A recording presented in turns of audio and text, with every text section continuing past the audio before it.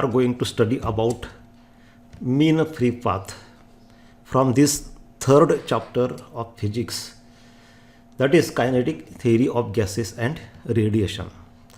So what do you mean by mean free path? We know that gas consists of very large number of molecules which are very small in size, and these particles are in random motion. The molecules of a gas are uniformly dispersed throughout the volume of the gas. गॅसचे molecule जे आहेत ते uniformly dispersed झालेले आहेत, म्हणजे एक सारख्या पद्धतीने ह्या सगळ्या व्हॉल्यूममध्ये विखुरलेले असतात. एकाच ठिकाणी कुठल्या तरी भागामध्ये जास्त जमा झाले आणि कुठल्या दुसऱ्या भागामध्ये कमी असं नसतं. They are uniformly distributed or dispersed throughout the volume of the gas. These molecules are executing random motion. All these molecules are not in the state of rest. Different molecules are moving along different directions with different velocities. Some molecules are moving towards right, some are moving towards left, some moving forward, some in a backward direction, some are moving in upward direction, some in downward direction. Different molecules along different directions. Some are faster, some are moving with smaller velocities. सगळे molecules हे वेगवेगळ्या व्हॅलॉसिटीनं वेगवेगळ्या डायरेक्शनला मोशनमध्ये असतात, म्हणून त्याला आपण म्हणतो random motion. When A molecule approaches another molecule, there is a repulsive force between them, due to which the molecules behave as small hard spherical particles. What is the meaning of this? We know that gas molecules exert force of attraction on one another. These are intermolecular forces of attraction. But in case of gases, as the molecules are widely separated, these intermolecular forces of attraction are negligible.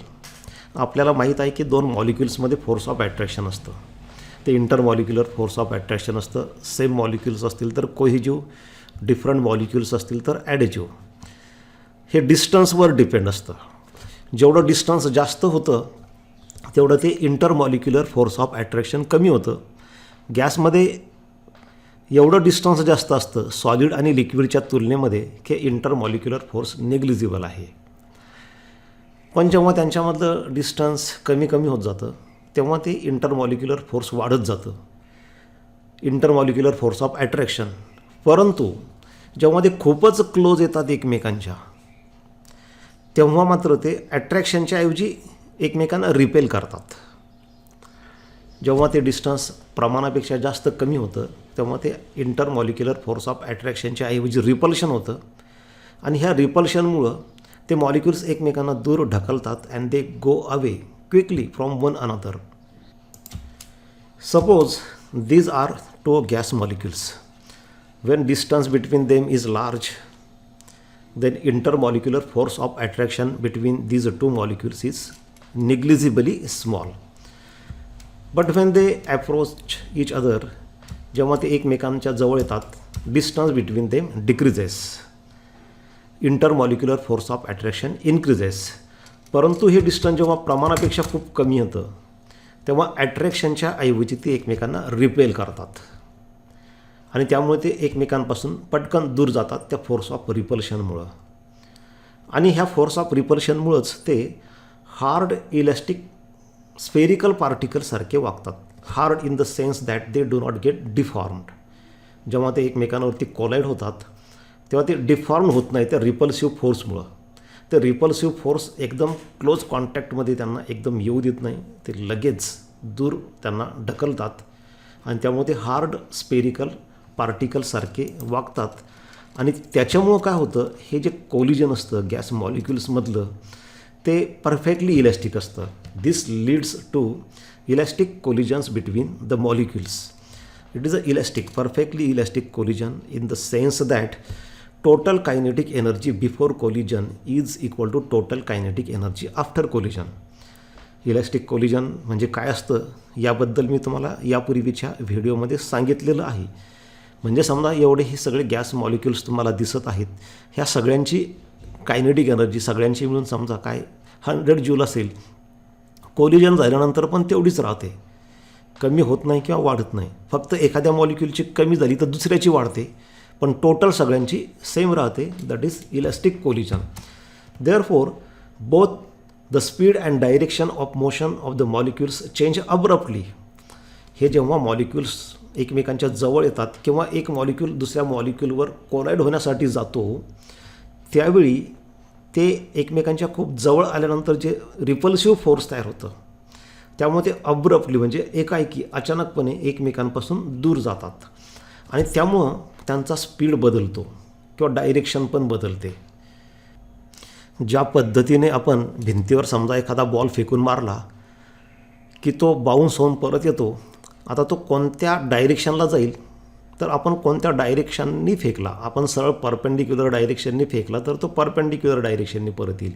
पण आपण फेकताना जर तो काय वेगळ्या अँगलनी फेकला तर तो जाताना पण वेगळ्या अँगलनी जातो. त्या पद्धतीने एखादा मॉलिक्यूल दुसऱ्या मॉलिक्यूलवर जेव्हा कोलाईड होतो तेव्हा तो कोणत्या डायरेक्शननी येतो त्याच्यावर त्याची नंतरची डायरेक्शन, कोलिजनच्या नंतरची डायरेक्शन अवलंबून असते आणि नंतरची व्हेलॉसिटी अवलंबून असते. थोडक्यात इथं आपण असं म्हणू शकतो की कोलिजनपूर्वीची व्हेलॉसिटी आणि कोलिजनच्या नंतरची व्हेलॉसिटी आणि डायरेक्शन बदलते, परंतु सगळी कायनेटिक एनर्जी कॉन्स्टंट राहते. The molecules also collide with the walls of the container. हे मॉलिक्युल्स फक्त एकमेकांवरतीच कोलाईड होत नाहीत, तर ते जे कंटेनर आहे त्या कंटेनरचं जे वॉल आहे त्याच्यावरती सुद्धा ते कोलाईड होत असतात. Molecules exert force on each other only during collision. म्हणजे हे जे मॉलिक्युल्स आहेत एकमेकांवरती फोर्स फक्त कोलिजनच्या दरम्यान ते एक्झर्ट करतात, एरवी ते एक्झर्ट करत नाहीत. म्हणजे मी तुम्हाला जे सांगितलं की जेव्हा ते एकमेकांच्या खूप क्लोज येतात तेव्हाच ते रिपल्सिव्ह फोर्स असतं. जेव्हा ते एकमेकांपासून दूर असतात तेव्हा ते इंटरमॉलिक्युलर फोर्स हे निग्लिजिबल असतं. आणि यामुळे काय होतं, जेव्हा मॉलिक्युल्स एकमेकांवरती कोलाईड होतात आणि कोलिजनच्या नंतर ते डायरेक्शन बदलतात, परंतु दोन कोलिजनच्या मध्ये ते सरळ मार्गाने जातात, तो मार्ग असतो free path. In between two successive collisions the molecules move along straight paths with constant velocity. दोन कोलिजनच्या दरम्यान ते मॉलिक्युल्स हे सरळ मार्गाने जात असतात. कशा पद्धतीने, तर बघा समजा इथं वेगवेगळे मॉलिक्युल्स आपण दाखवलेत. हा मॉलिक्यूल ह्या मॉलिक्यूलवर कोलाईड झाला, नंतर या मॉलिक्यूलकडे गेला, त्याच्यानंतर इथून कोलाईड होऊन तो इथं गेला, त्याच्यावर कोलाईड होऊन त्याने डायरेक्शन चेंज करून तो इथं गेला. अशा पद्धतीने एक मॉलिक्यूल अनेक मॉलिक्यूलवरती कोलाईड होतो आणि दोन कोलिजनच्या मध्ये तो सरळ मार्गाने जातो. म्हणजे बघा सुरुवातीला कसं होतं, हा मॉलिक्यूल इथं होता, तो ह्या सरळ मार्गाने गेला, इथं मध्ये काही नव्हतं त्यामुळं तो सरळ स्ट्रेट लाईन पाथने गेला, परंतु इथं मध्ये मॉलिक्यूल आल्यामुळं त्याच्यावर तो कोलाईड झाला. तिथून त्याने आपली डायरेक्शन चेंज केली, व्हेलॉसिटी चेंज केली आणि तो इथं गेला. इथं परत एक तिसरा मॉलिक्यूल लागला, त्याच्यावर तो कोलाईड झाला. कोलिजनमुळं पुन्हा त्यानं आपली डायरेक्शन बदलली, व्हेलॉसिटी बदलली, म्हणजे मॅग्निट्यूड आणि डायरेक्शन दोन्ही बदलणार. तो इकडे गेला, इथं गेल्यानंतर परत एक मॉलिक्यूलमध्ये आला, त्याच्यावरती कोलाईड झाला. त्या कोलिजनमुळं परत तो आपली डायरेक्शन आणि मॅग्निट्यूड बदलणार, म्हणजे इथून इकडं जाताना स्पीड वेगळा असेल, त्याची व्हेलॉसिटी वेगळी असेल, डायरेक्शन तर वेगळी आहेच, मॅग्निट्यूडसुद्धा वेगळी असू शकते आणि पुन्हा तो इथं गेला. तर असे नंबर ऑफ कोलिजन सतत होत राहत असतात. इथं फक्त आपण एक 2-3 कोलिजन दाखवलेले आहेत. तर हा जो दोन कोलिजनच्या मधला पाथ असतो that is called as a free path. This straight line path between two successive collisions is called as a free path. म्हणजे पहा, इथून स्टार्ट झाला, इथं कोलाईड झाला, तर हा मार्ग म्हणजे पहिला फ्री पाथ. त्यानंतर इथं पहिलं कोलिजन झालं, त्याच्यानंतर इथं दुसरं कोलिजन झालं, तर ह्या दोन कोलिजनच्या मध्ये हा जो स्ट्रेट लाईन पाथ आहे that is another free path. इथलं कोलिजन झालं, त्याच्यानंतर तो इकडे गेला, इथं तिसरं कोलिजन झालं, हे दुसऱ्या आणि तिसऱ्या कोलिजनमधला हा straight line path that is again a free path. आणि तिसऱ्या आणि चौथ्यामध्ये पुन्हा collision that is fourth free path. हे वेगवेगळे फ्री पाथ्स असतात. ह्या प्रत्येकाचं डिस्टन्स कमी जास्त असतं, सगळे काय सारख्याच लेंथचे नसतात, कारण मॉलिक्युल्स कसे आहेत रँडमली डिस्पर्स्ड झालेले आहेत. म्हणजे ते काय सिमेट्रिकल पद्धतीने विखुरलेले नाहीत, ते कसे पण डिस्पर्स्ड झालेले आहेत. त्यामुळं मॉलिक्युल्समधलं अंतर सगळीकडे काही सारखं नाही. त्यामुळे हे जे फ्री पाथ तयार होतात हे सगळे सारखे नसतात. परंतु या सगळ्यांचं ॲव्हरेज काढलं तर the average distance traversed by a molecule with constant velocity between two successive collisions is called as a mean free path. Traverse म्हणजे फिरलेले, ट्रॅव्हर्स म्हणजे फिरणे. जसं आपण फिरायला जातो तेव्हा आपण वेगवेगळ्या ठिकाणी फिरत असतो. एका शहरातून दुसऱ्या, दुसऱ्यातून तिसऱ्या, डायरेक्शन बदलतो, व्हेलॉसिटी बदलतो. तसे मॉलिक्युल्स फिरत असतात. तर ते जे ॲव्हरेज डिस्टन्स दोन कोलिजनच्या मध्ये सगळ्यांचं ॲव्हरेज काढायचं. समजा आता या ठिकाणी किती पाथ आहेत, तर हा पहिला आहे समजा त्याला λ1 म्हणू, हा दुसरा λ2, हा तिसरा λ3 आणि हा चौथा λ4. तर या चौघांचंच ॲव्हरेज समजा आपण काढलं, λ1 + λ2 + λ3 + λ4/4 डिवायडेड बाय 4, ह्या चौघांचं ॲव्हरेज येईल. That is a mean free path of these 4 paths. असे त्या ठिकाणी नंबर ऑफ कोलिजन्स असतात, सगळ्यांचं सरासरी. आणि मीन फ्री पाथच आपण मोजणार इथून पुढं, कारण इथं मिलियन्स ऑफ मॉलिक्युल्स आहेत. मिलियन्स म्हणजे ॲक्च्युली बघा, एका मोलमध्ये 6.022 × 10⁻23 मॉलिक्युल्स असतात. मग तेवढे फ्री पाथ्स, कोलिजन त्याच्यापेक्षाही जास्त होऊ शकतात. म्हणून प्रत्येकाचं सेपरेट मोजण्याच्या ऐवजी आपण मीन फ्री पाथ काढतो. तर थोडक्यात मीन फ्री पाथ म्हणजे काय, average distance between two successive collision. आता त्या मीन फ्री पाथचा फॉर्म्युला आपल्याला बघायचा आहे. याच्यावरती न्यूमेरिकल्स असू शकतात, MCQ असू शकतात नीट परीक्षेमध्ये, CETमध्ये. याचं प्रूफ किंवा डेरिवेशन आपल्याला अपेक्षित नाही. समजा या ठिकाणी असं कन्सिडर करा की 2 कंटेनर पहिल्या फिगरमध्ये आहे. तिसरी फिगर काय ते नंतर समजावून घेऊ आपण. पहिल्या आणि दुसऱ्या फिगरमध्ये व्हॉल्यूम सेम आहे, परंतु पहिल्यामध्ये मॉलिक्युल्स कमी आहे, दुसऱ्यामध्ये मॉलिक्युल्स जास्त आहे. म्हणजे मॉलिक्युलची डेन्सिटी, गॅस डेन्सिटी इथं जास्त आहे. तर हा जो मीन फ्री पाथ असतो, that is average distance between two successive collisions, it is found that is inversely proportional to density. Here density means number of molecules per unit volume, not mass per unit volume. Generally कसं असतं आपल्याला माहिती आहे की density म्हणजे मास per unit volume, पण इथं आपल्याला मॉलिक्युलची डेन्सिटी घ्यायची आहे, म्हणजे 1 युनिट व्हॉल्यूममध्ये किती मॉलिक्युल्स, अशा अर्थानं आपण घेतलेली आहे. N means number of molecules. इथं किती असतील समजा 1 2 3 4 5 6 7 8 9 10. हे आपण सॅम्पल थोडेसे दाखवलेत, त्याच्या डबल इथं 20 आहेत. तर number of molecules per unit volume म्हणजे किती मॉलिक्युल्स आहेत त्याला व्हॉल्यूमने डिवाईड करायचं, ती येते डेन्सिटी. तर त्या डेन्सिटीला इनव्हर्सली प्रोपोर्शनल आहे.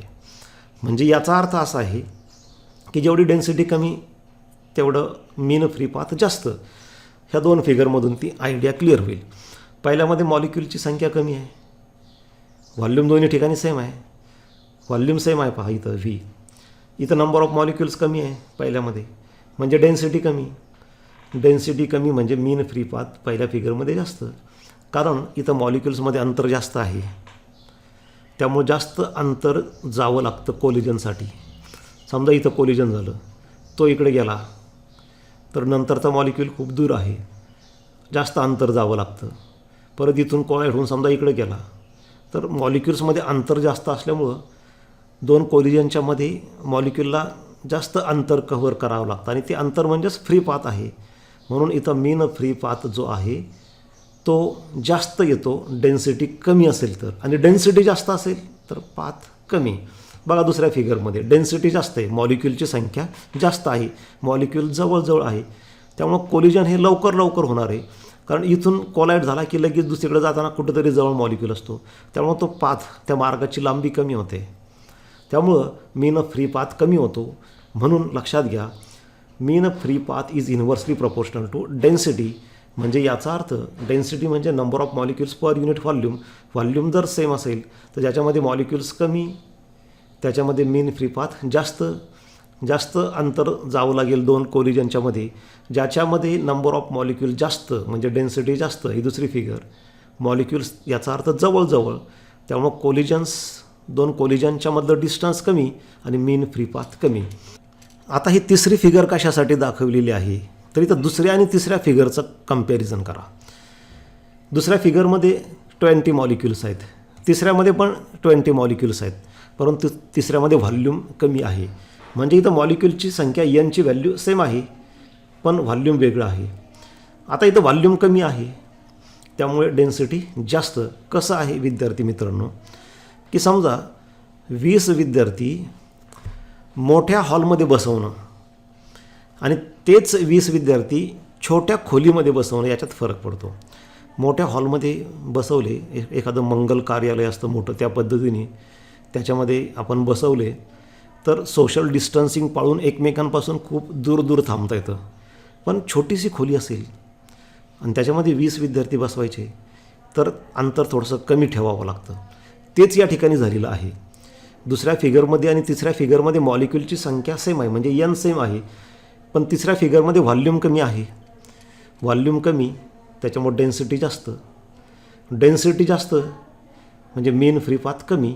म्हणजे आता इथं कसं आहे, एकमेकांवरती कोलाईड झाल्यानंतर दुसऱ्या कोलिजनकडे जातील तेव्हा ते जे मधला मार्ग असेल फ्री पाथ, मीन फ्री पाथ, ते कमी असेल.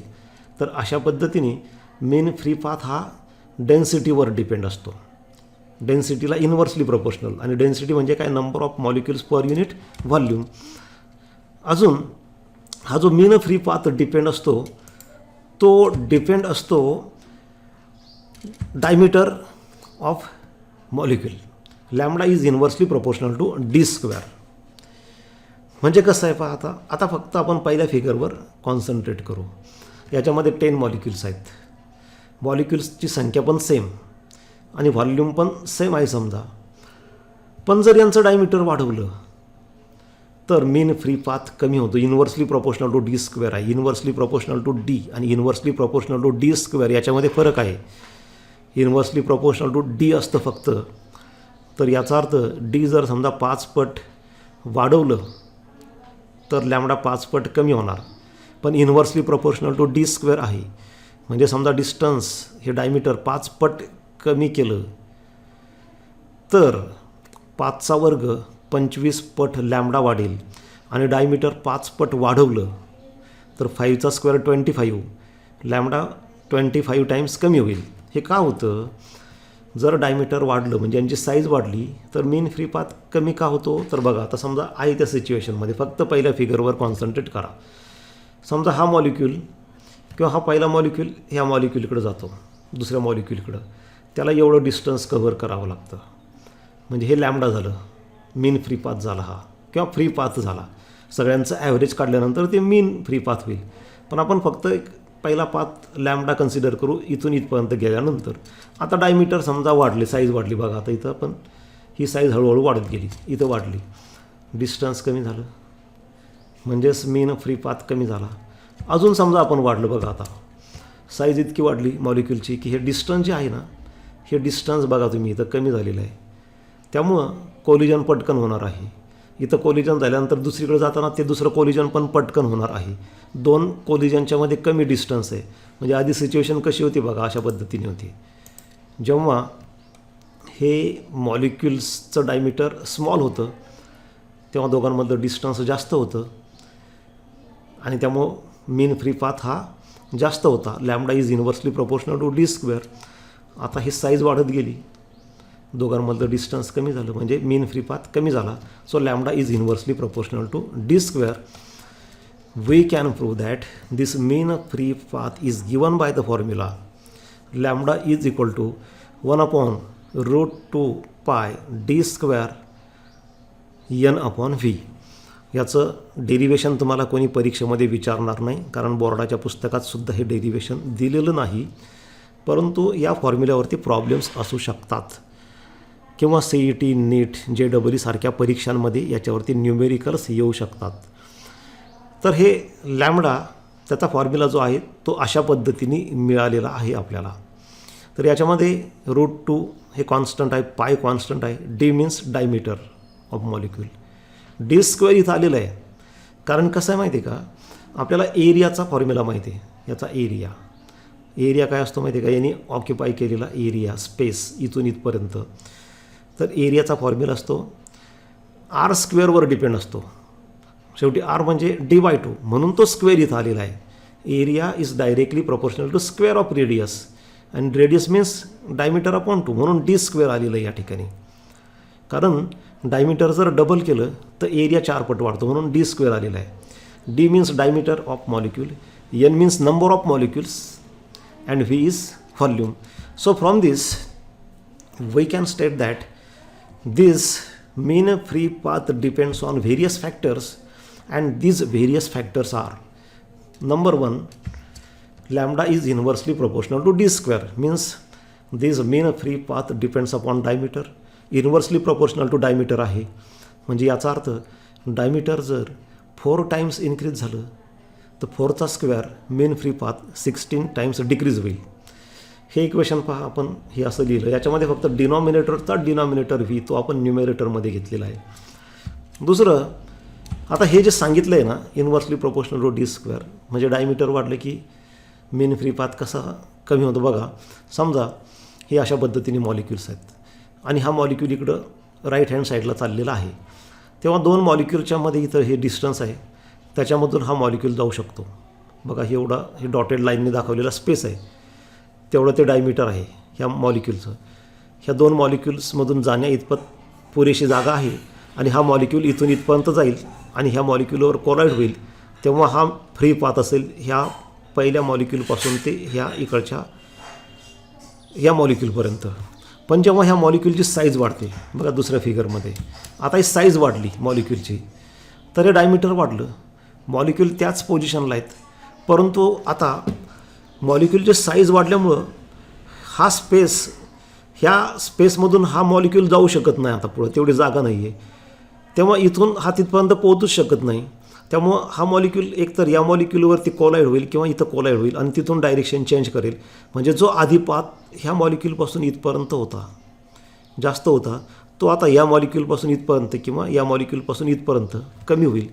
म्हणजे डायमीटर वाढलं, हे मॉलिक्युल्स छोटे होते, इथं मॉलिक्युल्स मोठे झाले, डायमीटर वाढलं की मेन फ्री पाथ कमी झाला. Lambda is inversely proportional to V.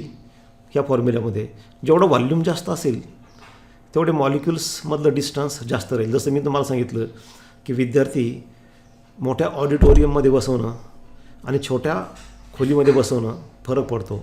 Volume जास्त असेल तर सोशल डिस्टन्सिंग जास्त ठेवू शकतो आपण, त्या पद्धतीने मॉलिक्युल्समध्ये अंतर जास्त ठेवू शकतो आणि त्यामुळे मग लॅम्बडा जास्त होईल. And inversely proportional to N, म्हणजे नंबर ऑफ मॉलिक्यूल जास्त असेल तर गर्दी होईल, त्यामुळे मेन फ्री पाथ कमी होईल. तर आणि अर्थात टेम्परेचर आणि प्रेशरवर सुद्धा हा मेन फ्री पाथ डिपेंड आहेच. कारण जेव्हा आपण प्रेशर वाढवतो तेव्हा व्हॉल्यूम डिक्रीज होतं, आणि व्हॉल्यूम चेंज झालं की मेन फ्री पाथ चेंज होतो. टेम्परेचरवर सुद्धा ते डिपेंड आहेच. टेम्परेचरवर व्हॉल्यूम डिपेंड असतं. आपण वेगवेगळे लॉज बघितलेले आहेत, गॅस लॉज, त्याच्यामध्ये आपण सगळे शिकलो.